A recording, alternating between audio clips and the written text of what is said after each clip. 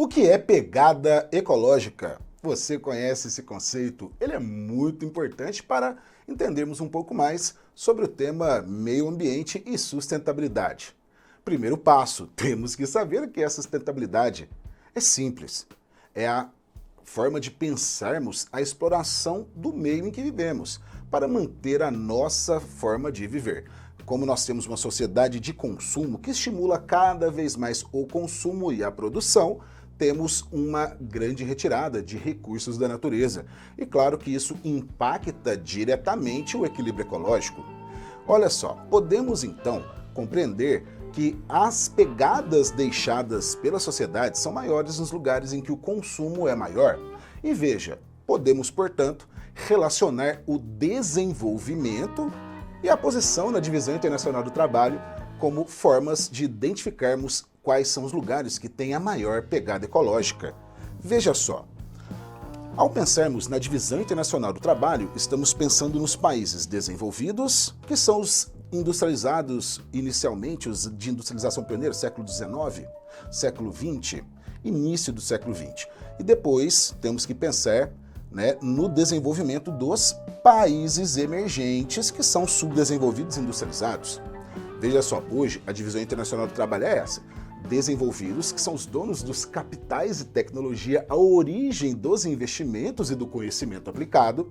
Os subdesenvolvidos têm dois grandes grupos, os não industrializados e os emergentes, que são aqueles industrializados com capital e tecnologia estrangeiras após a Segunda Guerra Mundial. Por isso, a sua principal característica é a dependência. Quanto maior o desenvolvimento econômico e o índice de desenvolvimento humano, vamos nos lembrar dessas duas formas de conceituar. Economia, uma, e outra, a vida econômica, qual que é o impacto na qualidade da vida da pessoa. O índice de desenvolvimento humano considera três elementos: saúde, educação e renda per capita. Veja só, se pensarmos nos Estados Unidos, na Europa e no Japão, a quantidade de recursos que eles consomem é enorme. Por exemplo, se observarmos uma imagem noturna, veremos espaços opacos e espaços luminosos. Quanto maior a iluminação noturna, maior a emissão de luz, podemos relacionar diretamente com o desenvolvimento. Os lugares mais desenvolvidos são os mais iluminados, enquanto os lugares pobres e rurais são espaços opacos. Então veja, se emite mais luz, consequentemente teremos um maior consumo energético. Por exemplo, o Japão, ele é um dos grandes importadores de petróleo do mundo e consome uma quantidade enorme de recursos, mas ele não possui praticamente nada.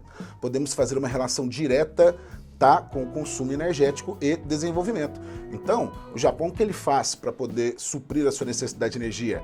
Termonucleares. É um país que produz muito e depende dessa energia.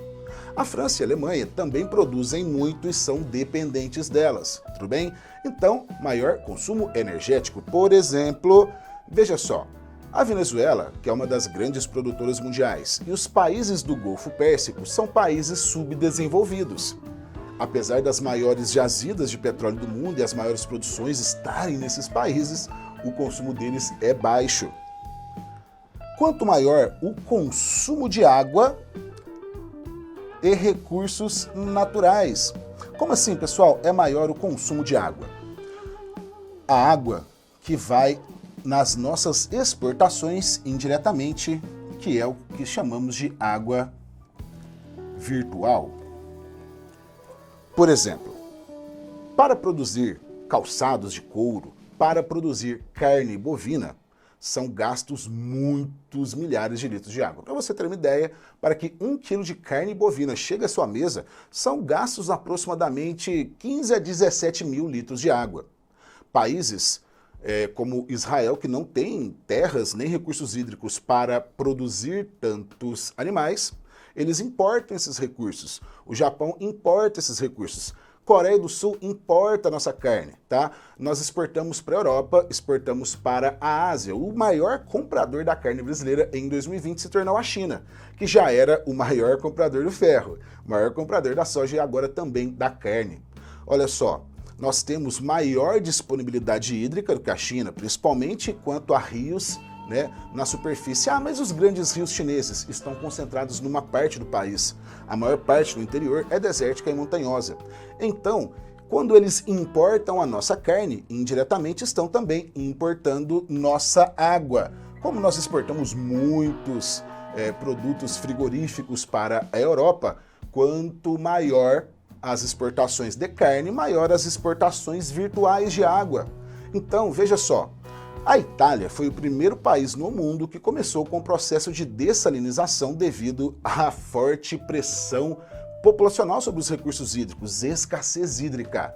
É menos de 1 metro cúbico per capita por ano. Nossa, parece muito, não, mas é bem pouco, porque estamos considerando até a água da produção do seu alimento. Então, pessoal, fique atento neste conceito interessantíssimo de água virtual.